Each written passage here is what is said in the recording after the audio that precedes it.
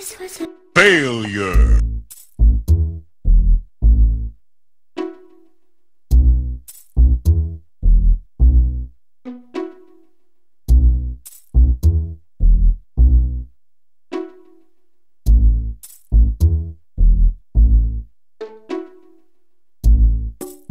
My uncle used to tell me every Christmas Eve before bed the tale of the Wubba rabbit. This creature with green fur and red glowing eyes would come to my house instead of Santa Claus if I didn't go to bed at night. So as a young child, I always went to bed on time, but this year was going to be different. I no longer believed in this silly story my uncle used to tell me every year. Tonight I was going to stay up late. So when it was time for bed, I went upstairs to my bedroom, turning back to see if my uncle had followed me. I got myself comfortable in my bed and turned on my flashlight.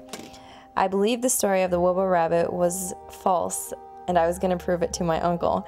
So there I rested with my flashlight, awaiting for the so-called Wubba rabbit. But just then, my flashlight began to flicker on and off. I knew I should have changed the batteries in this thing. What was I thinking? Then I heard a shuffling at the end of my room, coming closer and closer to me. I looked up in fright, and there it was, a green rabbit with red eyes glaring right at me. I didn't know what to do, so I curled up in my blankets as fast as I could, hoping I could fall asleep before the creature could get me. I woke the next morning, pulling my blankets off as fast as I could, and looked around to see that there was no rabbit at the end of my bed anymore. Till this day, I still wonder if the Wubba rabbit was true. And if it was, maybe I did witness it on that Christmas Eve.